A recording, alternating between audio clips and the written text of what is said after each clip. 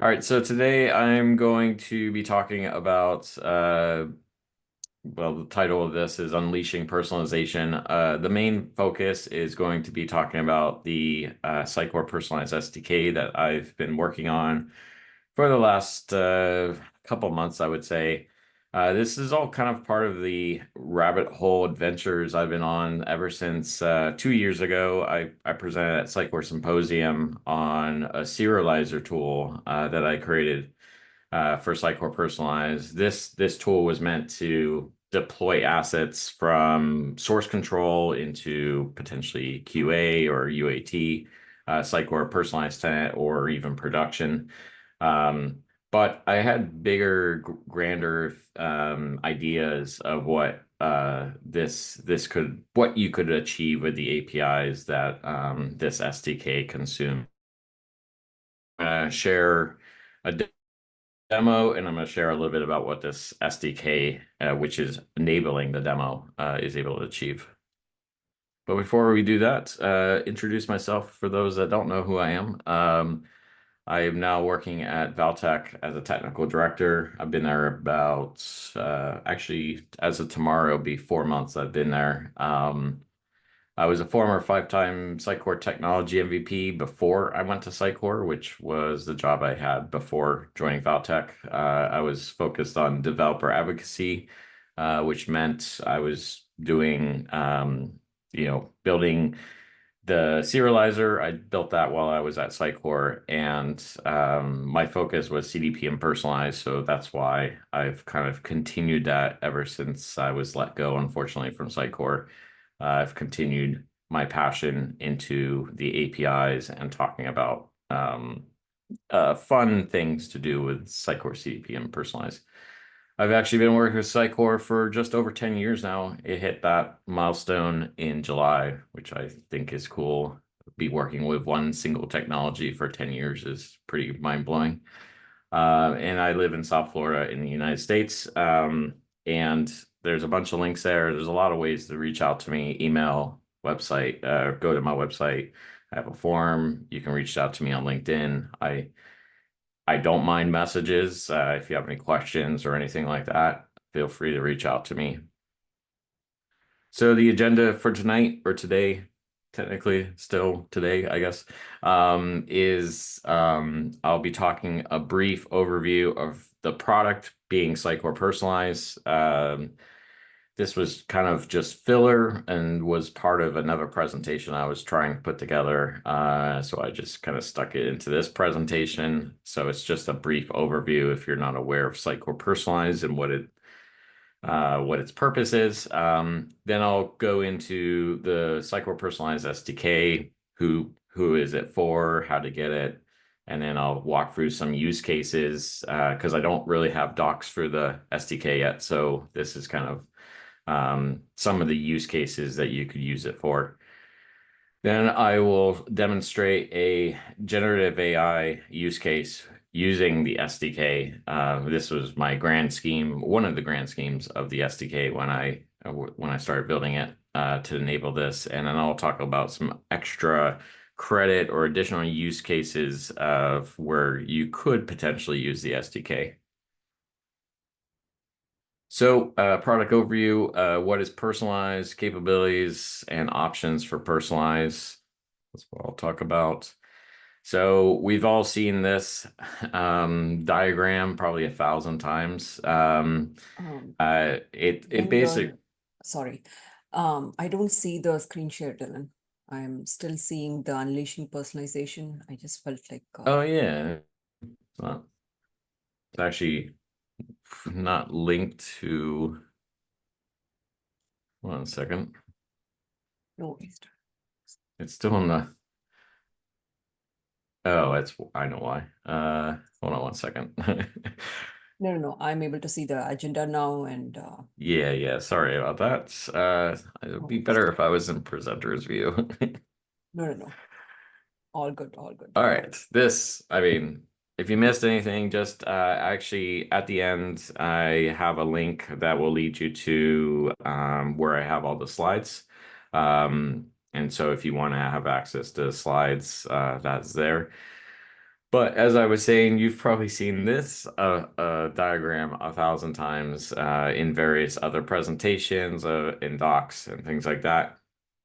This really represents the different APIs, and I want to kind of talk through this slide to specifically call out what the Sitecore Personalize SDK is kind of targeting or what it's being built for. So on the left there, you'll see stream APIs. This is not a topic I'm going to be talking about today. If you're trying to ingest data into like guest data into Sitecore CDP or Personalize, then you're probably going to use the Engage SDK or the Cloud SDK, depending on if you're using Exo Cloud or not. But if you're going to be doing those use cases, then you're going to be looking at those SDKs and not the SDK that I'm going to be covering today. Obviously, in the middle is a diagram of all the kind of capabilities of the product, personalization, testing, and decision modeling. Then on the kind of upper right is triggered experiences. Technically, there is no SDK for these, but I don't think it really makes sense to have an SDK for it. So that is also not what I'm covering today. But on the bottom right, you'll see something that says REST APIs, A/B tests, personalized experiences.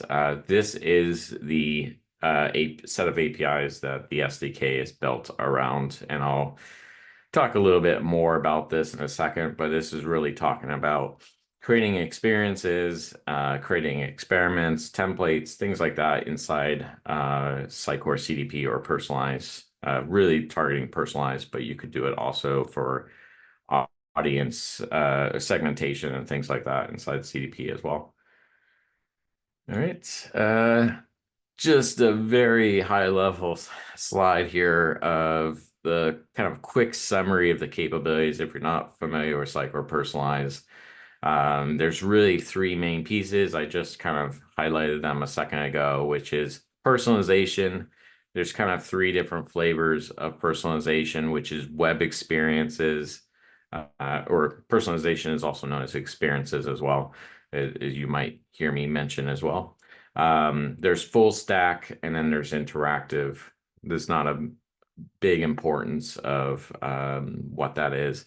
Also, not specifically talking about CDP as much in this presentation, but CDP is more about the overall collection of like a lot of data, not necessarily real-time data that you would get inside Sitecore Personalize. Sitecore Personalize is more about the real-time interactions, and CDP is more about having a data lake of all the information that is being collected, not necessarily just from your website, but also from maybe back office systems and things like, or call center or things like that. So CDP is a little bit more involved than using Sitecore Personalize.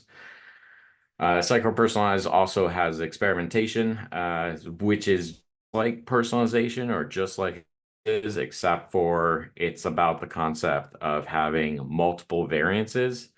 So a personalization or experiences usually only have one variant, and you're going to see this actually come into play when we get into demo, because I'm going to create a variant on the fly using Gen AI. But in experimentation, you're creating more than one variant, and then you're kind of comparing the, one might be a baseline versus another one's like some sort of alteration you've made to the variant. And then decisioning comes on top of these. So you can apply a decision model to an experience or personalization, or to an experiment directly. And so you kind of get one-to-many relationship there. You can have one decision model that many personalizations can use. Yeah. And then this slide I actually did for a pitch a couple weeks ago.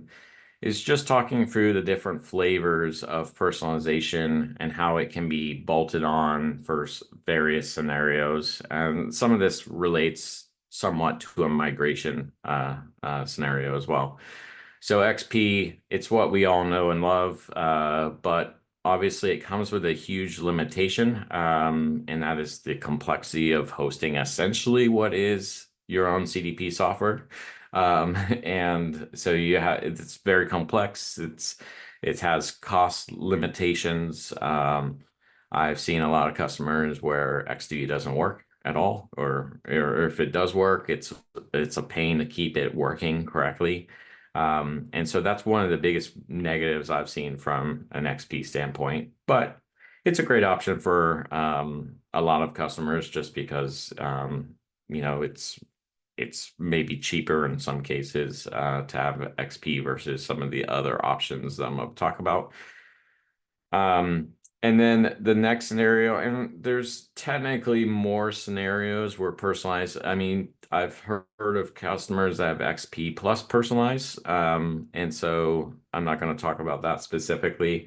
But as you kind of go towards, if your goal is to maybe go away from XP where you have those huge limitations, you might want to consider something like XM plus personalized. Or if your goal, you can kind of think of this slide as things that take place from left to right as you're maybe migrating or your business is considering migrating to XM Cloud, for example.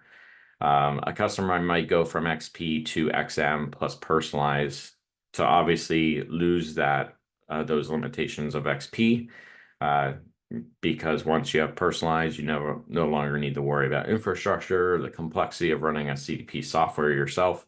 And personalized seems to always work. One of the more stable products, I would say, in the Sitecore ecosystem that I've seen. I don't think I've ever seen it go down that I know of. Maybe the API has gone down occasionally, but it's pretty rare. But if in this scenario that you're running XM plus personalized, there's usually more customizations required to run those side by side. The next up is XM Cloud. The benefit of XM Cloud is the fact that you don't actually need to have personalized involved. It kind of comes with a lightweight version of personalized behind the scenes, but that comes with the caveat that you don't have some of the complex scenarios that you can achieve, but it's great for customers that are trying to do simple use cases. If they just want simple personalizations, especially like region-based personalizations, or things that are happening kind of in the session for a unknown guest, and then Sitecore XM Cloud standalone, just that only, is a pretty decent option. And then obviously the furthest right option is when you have a customer that kind of graduates to they've used XM Cloud but now their scenarios are becoming more complex. Now they will maybe want some sort of decisioning model, or they have complex experiences that they want to create, or maybe they want to bring in AI more from a predictive AI perspective, which I saw a great session at Symposium on that.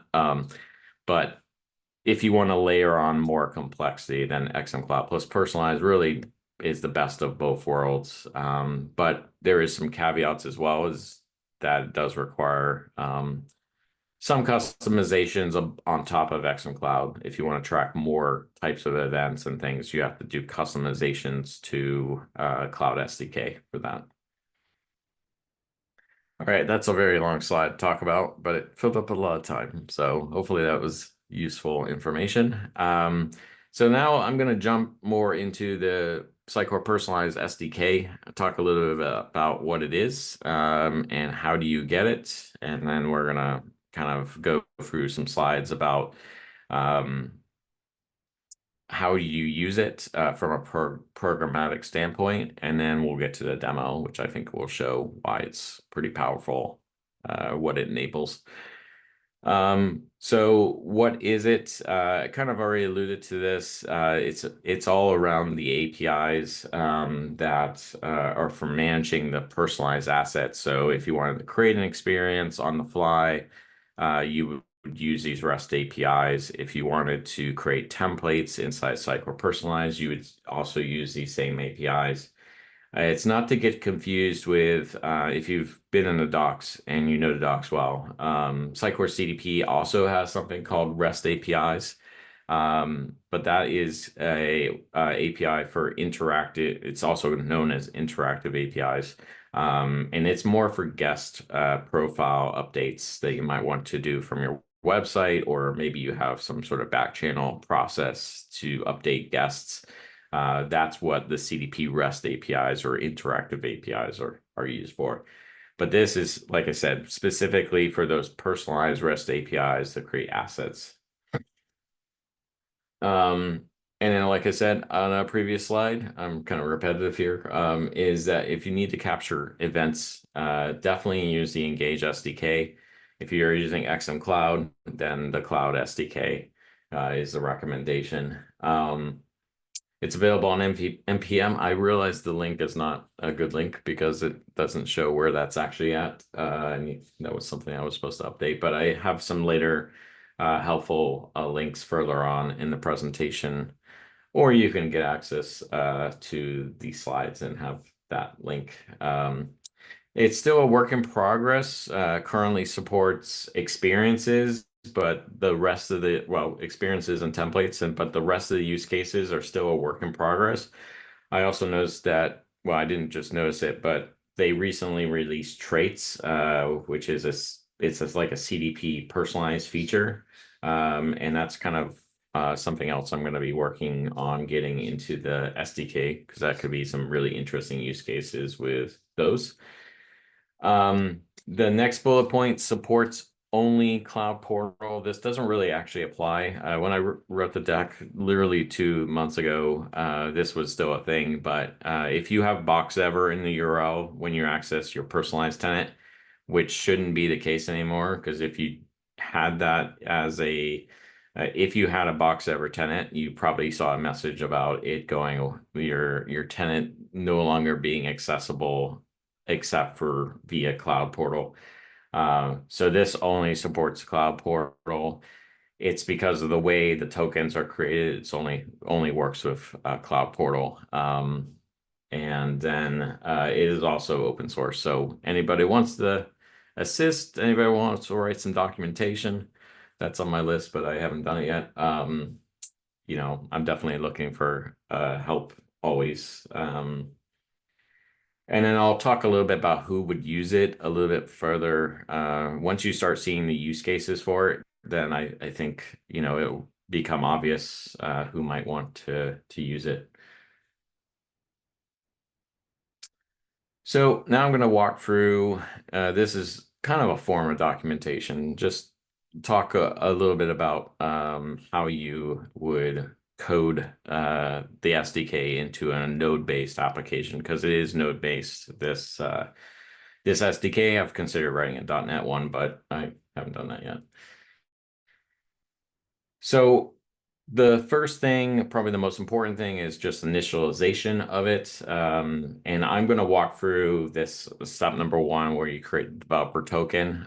So you have to create a developer token, which is basically a client ID and a secret to access or to use with the SDK.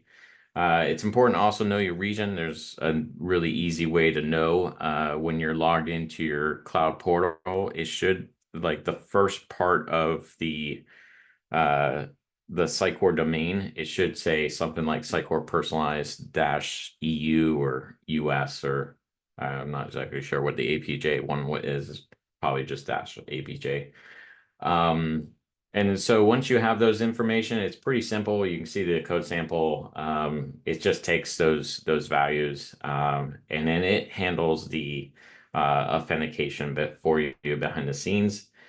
Obviously, you need to download the package into whatever repository you're working on. The repository I'm going to be showing with the demo, it's just got it installed as a package. And then we just initialize the SDK using that code sample. And then talking through a few of the other things that you can do with it. So one is developer templates. And what I mean by developer templates is that there's a developer center, I think it's called Developer Center in Sitecore Personalize. That's got various templates like web templates, decision templates, conditions, JS modules, traits. I'm not sure exactly sure how that's structured yet. But it's this concept that you in with this portion of the SDK, you can then interact with those templates. So you can do basic CRUD operations like create or update or delete those templates. You can also get back all the templates that you have. That's what this example code is showing you. In this case, I'm getting back all the web templates, but there's options for the other type of templates that are there. I'd say developer templates are the furthest along in the SDK because the precursor to the SDK I mentioned at the start was the serializer. And so the serializer did a lot of template stuff. And then I built off of that to build the SDK. So the other one is flows. I'm actually showing a bit of this with the demo. So flows is a concept as a term that's used by Sitecore Personalize, I think from a programmatic standpoint, to represent an experience or an experiment. They're actually the same object in Sitecore Personalize behind the scenes. And I only know that because I've studied the APIs pretty extensively. And so this part of the SDK just enables the simple CRUD operations to create, read, update, delete experiences and experiments. Like I noted, experiences have gotten pretty far of the progress of working on this because I wanted to show the demo is the main reason why the experiences have gotten pretty far along. Experiments, it probably works. I just need to do more tests to make sure that experiments would work correctly. The one thing I will note about flows is that to create a flow or create an experience or an experiment, is are quite complicated of the types of fields that are required. I mean, you can kind of see on the right there that you have to pass in this schedule object. And there's actually a lot more fields that I didn't even illustrate there that sometimes you have to, I mean, if you ran that code on the right, you would create an experience, but it would be a very basic experience with not really any uh, functionality that you would really be doing with that experience. I've tried to create the CRUDs for creating or the crates for creating an experience or an experiment. I've tried to create those separately so that you can behind the scenes. I'm using Zod to just validate the inputs. This just adds a little extra kind of protection, I would say, for the developers using it. Just so anybody creating experience, if they miss a field, then this will, return an error if you're missing stuff. But as I mentioned, this is missing some fields that are useful, and one of those is variants. Variant is the HTML, CSS, JavaScript that you want when you create a web experience on the front end. You'd want those fields so that there's something that actually shows up for web experience on your website.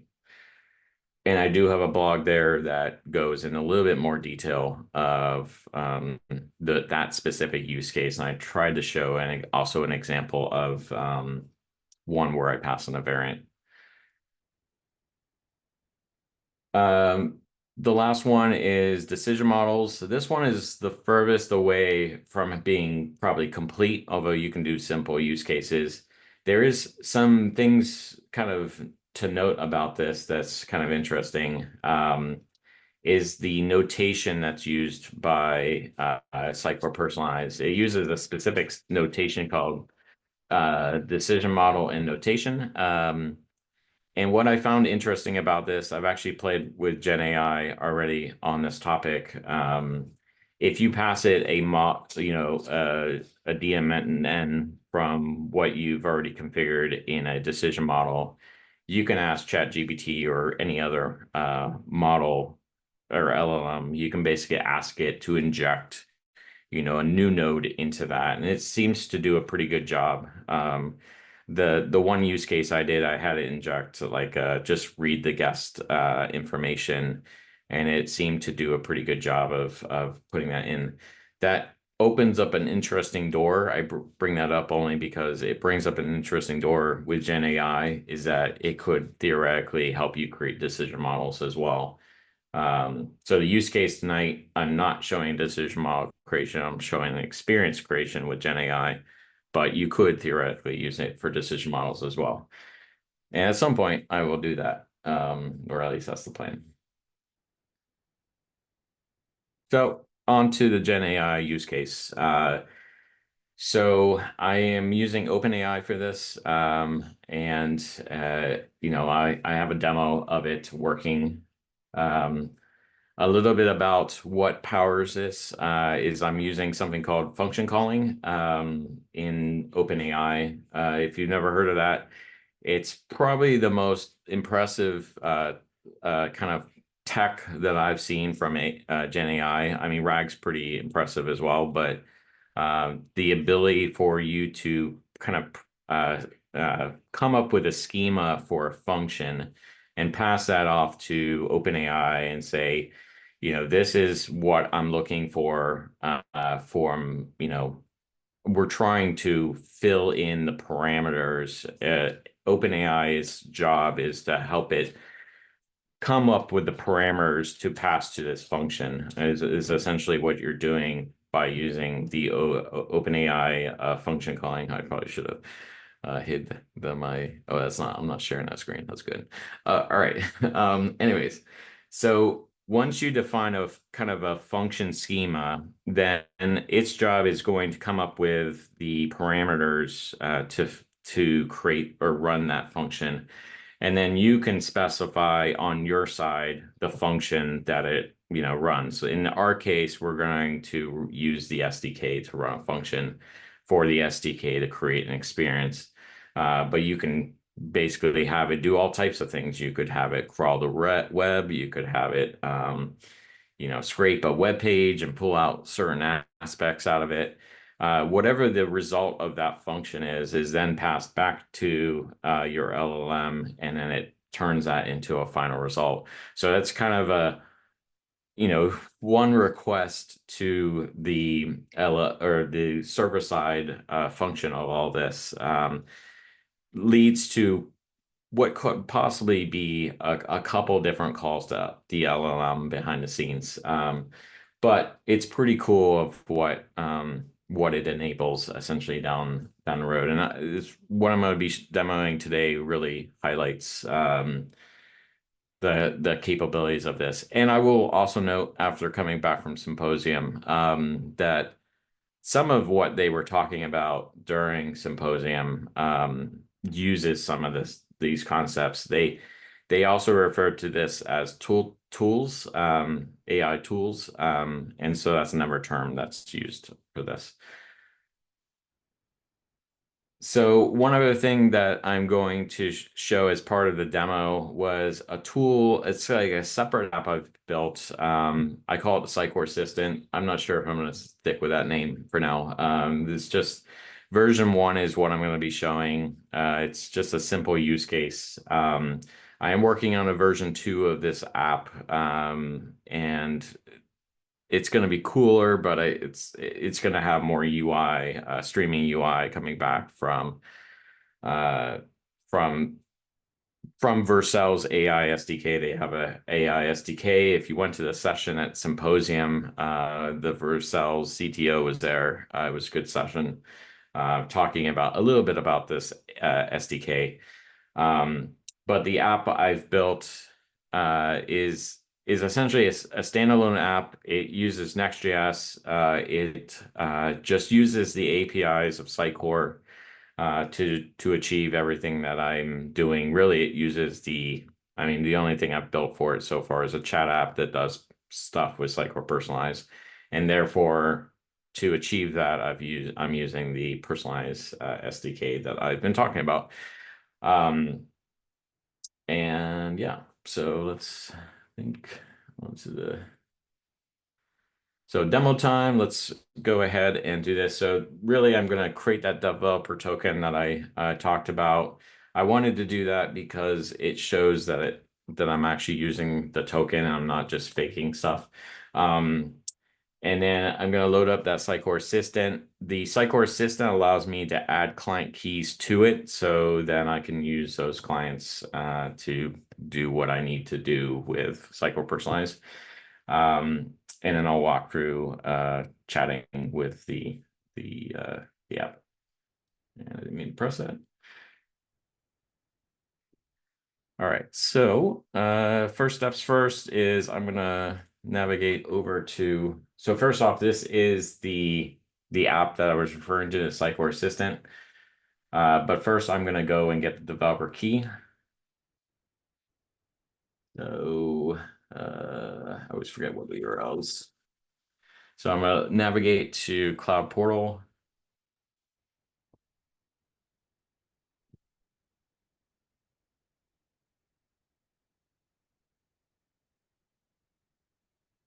And I'll log in, hopefully. And so I'll navigate over to the personalized tenant that we have. If I can find it. Yeah, this one. And so, like I mentioned, up here in the navigation, you can see that this is a European region instance of Sitecore Personalize. It would say US if it was US, and I assume it's probably AP or APJ for anybody in that region. And I think they even add Japan. I don't know. I don't work at Sitecore anymore, so I don't know. I'm not up to the latest things that are coming out. So to create a developer token, all you do is go to Developer Center. The session traits is what I was talking about earlier as new, and I don't have support for that for the SDK, but I will. That's something that is on my list. So I'll create a new API key. I created a test earlier, just to test that it all worked. And so this key gives you specific permissions to create various things. And there's different types of API keys you can create, but we're going to select the multiple resources, which basically gives CRUD operations to pretty much everything you can think of. There's a few things it doesn't give you permissions to, but gives you permissions to a lot of things. So we'll go ahead and create that, and don't worry, I'll delete this key after this call. Let me just move this to something else.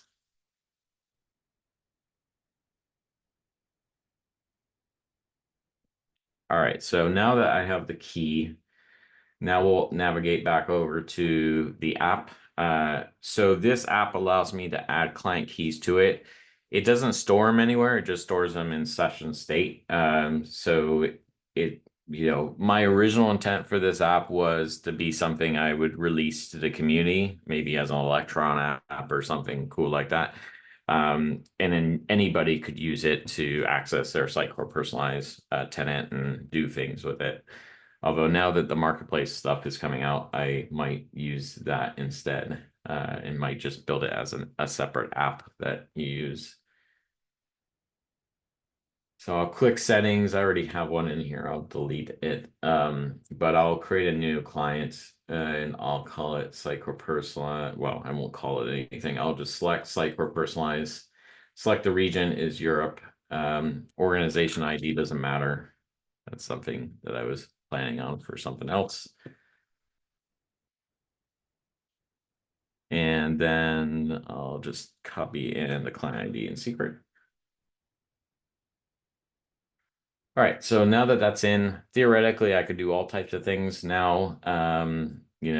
I have a grand scheme of maybe creating recipes where you can define out of the box, for example,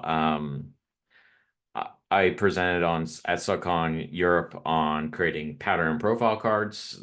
Unfortunately, the setup for that is extremely complex, but somebody could create a template or a recipe of what's needed for that. And then theoretically, you could deploy those changes into your tenant. is the idea there. But I'll navigate back to the home page, and then I'll open this little chat at the bottom right. This is not enabled by default. You have to have a key added in order to use it. And by default, it's using the personalize key that I just used. If you add more than one, I'm not exactly sure what it would do, but it's just demo purposes.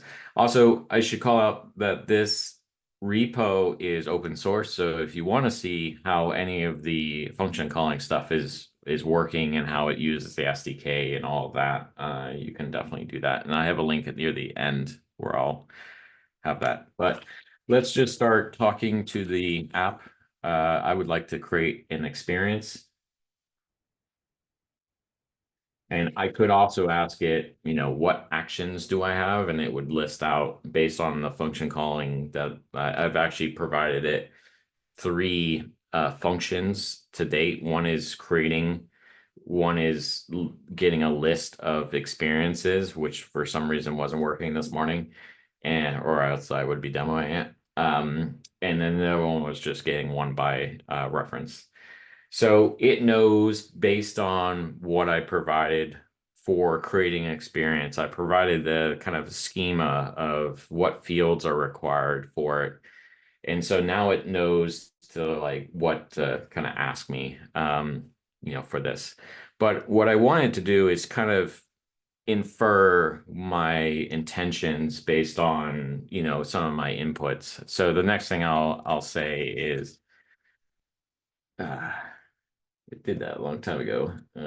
Bugs. All right, I'll type that again.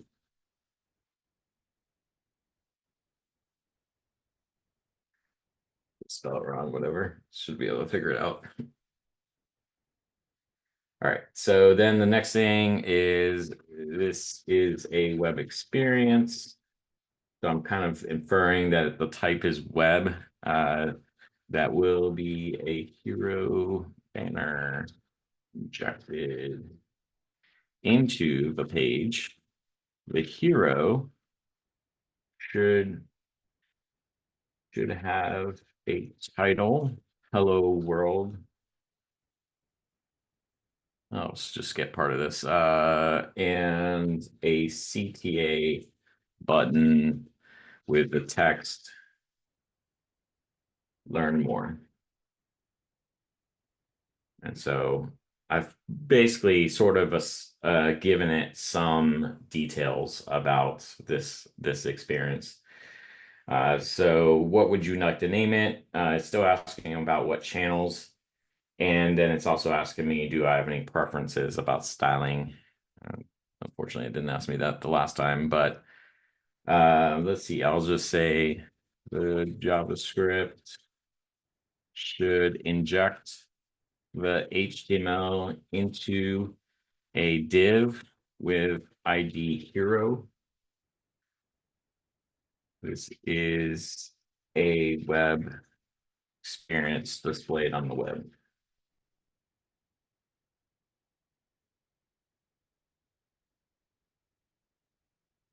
A lot of typing.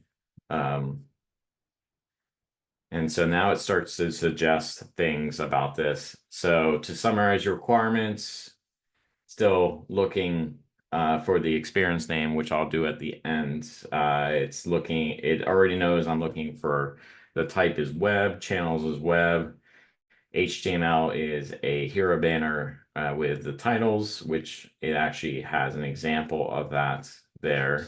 It's got the JavaScript, and then I can lastly say everything looks good.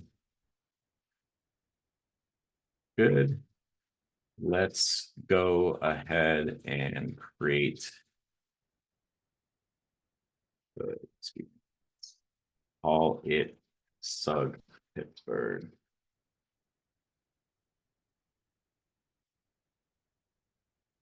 And then, so I'm giving it confirmation. And then it will think, and then it's going to say, the personalization experience Sug Pittsburgh has been created successfully. So now let's just confirm that they actually created that correctly. some of the parameters were a little off, but and this is just a very simple early use case. I'm already thinking of ways to make this a little bit more like it's still requiring a lot of it's kind of a still a developer's tool. It'd be nice if it was more less less complicated with all the requiring like div ID goals, hero, for example. So here's the API keys I just created. We'll go back to experiences. And now you actually see the one I created earlier, but you can see I used the Sug Pittsburgh key that I just created a little bit ago. And it's created this Sug Pittsburgh. And so it's got all those parameters that it was looking for. And then it called the function for the SDK, and that was enabled it to create a variant using that kind of HTML that I provided it, kind of context I provided it. It's a very simplistic example. So this is the HTML. This one, for some reason, didn't want to suggest any CSS because the first one I did. And you can see it's got JavaScript on this one. I don't know if that's a good idea. I need to provide it a little bit more instructions to not do this. This is kind of weird. Um, but that's pretty much it for the demo. Let me just show the other one because it came out much better. Um, I mean, not perfect, but you can see I provided, I asked it to create some Ipsum text for a description, and then it actually came up with some CSS. I do plan on also trying to give it instructions on how to create template variables, which are very useful for Sitecore Personalize. This one did the same weirdness with the JavaScript. All right, let me jump back to the presentation. Slide. All right, so that's that for the demo. Hopefully that demonstrates what's capable, but it needs a lot of work, obviously. Um, but extra credit, some other use cases, obviously, serialization is the obvious one. I haven't added the SDK back into the serialization tool that I built 2 years ago, but that's the intention. So if you wanted to use local source control to then deploy into your tenant. That I've heard throughout since 2 years ago when that was presented, there has been requests to do something like that. Migrations is another one. Actually, technically it was built into the product recently, but it's only a one by one use case. So it would still be really cool if you could migrate everything from one tenant to another with just pressing a button. And so that's definitely achievable with the SDK once it's all the way feature complete. Integrations is an interesting one for me. This could be combined with Sitecore Connect, for example. I was thinking about that just before this call. I was like, that would be really cool if, some sort of action happens in another system and you want to create an experience on the fly or creating a decision model on the fly, or maybe the trait stuff. You can maybe create that on the fly. There could be some interesting use cases for that, or if you have an external system for creating assets of some sort and you want to create an experience on the fly, not just necessarily with Sitecore Connect, all of those kind of use cases could use these tools, as well as obviously the building upon the Gen AI use cases.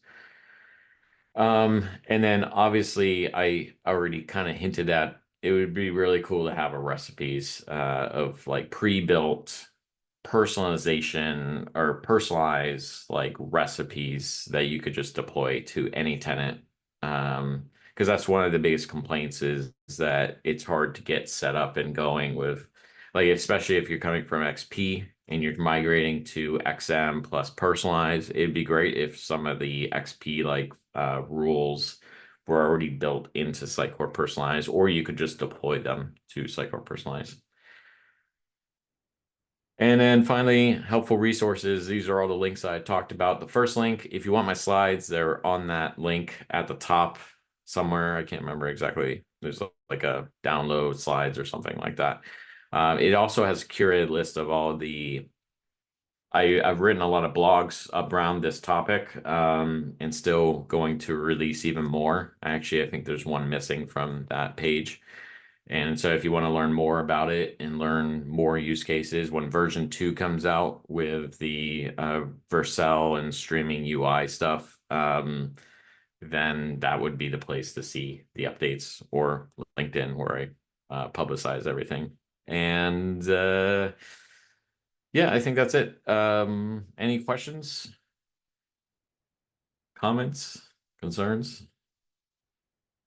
So I really like the demo that you did there with the AI integration. AI. Yeah. Just wondering, like, when you're generating those experiences like that, is there a way to like train it to a particular, like, does it work off of the data that that particular user has, or is it like a generic? It's generic as of today. So there's two things that are more visionary things I've been thinking about. One is the recipes that I create. I would like it to kind of use those as kind of trained data. I mean, they'll have a good there'll be good examples of how to write the code more accurately, because right now it's, as you saw on the JavaScript, like that's not the way you inject the JavaScript for this. And then the other thing is I want it to be a little bit the vision for version 2, which uses more streaming UI, is I wanted something more like vo.dev, where you can craft it more. Right now it's like, if it guesses it wrong, you may have to like, you could probably still get it to alter it, but it's kind of scary because it might just go and create it randomly, without really, giving it a kind of approval and kind of curating what you're actually creating. And I would like it to be more interactive. I mean, it's an interesting thought of maybe having it use the data, because it does have access to the experiences that are already on the tenant. That it would be great if, you could use that data. I mean, that might be a very useful RAG scenario, to use the data from the experience. Like it'd be another use case for the SDK to pull that data in as part of a RAG process, and RAG just being it retrieves all the experiences and says this is the general format for this person's tenant. Yeah, I think that's what I was thinking. Is like if somebody's already created experiences and then you're just like, I need a variation of this promo kind of ad, and that we do this all the time, but I need something that's going to target this other audience.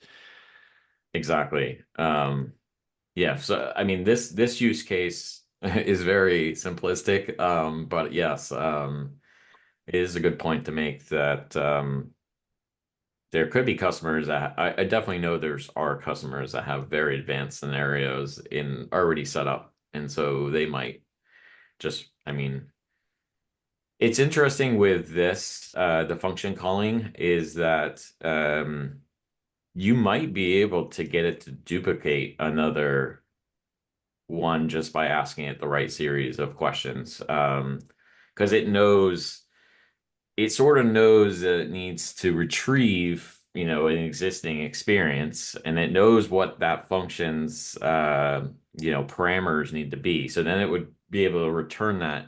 And then if you said to clone it, I would have to test that scenario out. Uh, it's quite interesting, or quite powerful of what use cases you can have it, once it knows what it's looking for a function. Uh, so yeah, Hey, I've got a more question. sure. So you mentioned recipes, right? Like it's a loosely used term. So what did you intend when you said recipes in that context? Where Uh, in the assistant? Say it again. Sorry, I missed the last bit of that. On the assistant use case that you demoed, you used it. You said you were planning to develop recipes, or you already have. So what did you intend when you say recipes? I mean, the use cases for recipes, as I saw it right now, is really XP, XM scenarios. And I haven't really determined the like technical parts of how that's going to work. Because I mean, somehow I would like it if it was more community led. Like I was talking to another MVP about this, who's a strategy MVP. And he sounded like he might be interested in coming up with some use cases. It wouldn't have to just be XPXM. It could be Salesforce, some sort of Salesforce use case, that you could, create the rest. I mean, and the other thing, kind of shifting topics suddenly, but I didn't necessarily just see it as a Sitecore personalized recipe either, because some of the stuff I did for pattern profile cards, I'd love to deploy those, but they're also XM Cloud related content that kind of comes with it. So it could be multiple products that you could create these recipes, and depending on the clients or the access that you have from the clients that you've added to the app. That's the reason why you saw XM Cloud in there when I was adding the client.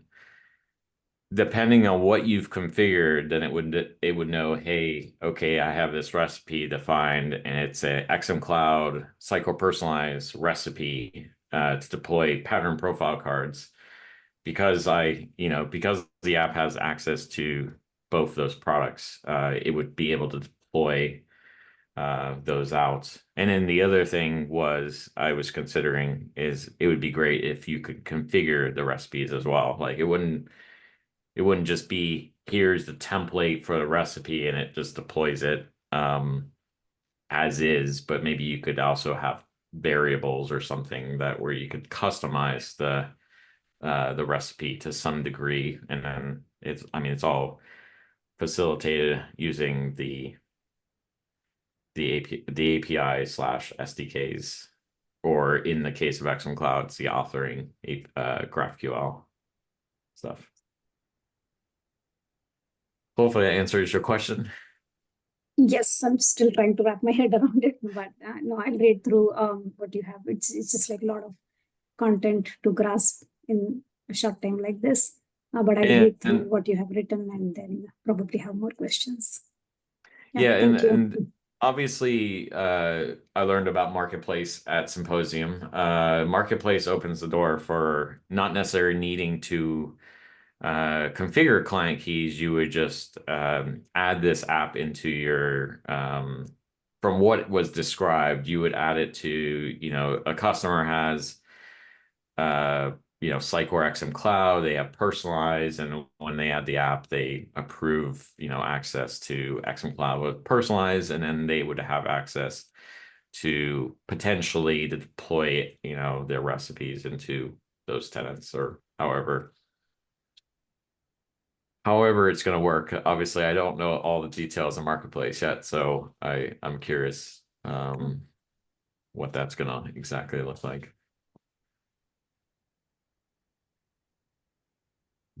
But I mean, with the Sitecore Assistant as well, the source is open source. Obviously, if there is ever a day where that gets added to the marketplace, I would hope to make that open source as well. Just an example of how you add stuff to the marketplace, because I think that's a really awesome new feature that they came up with.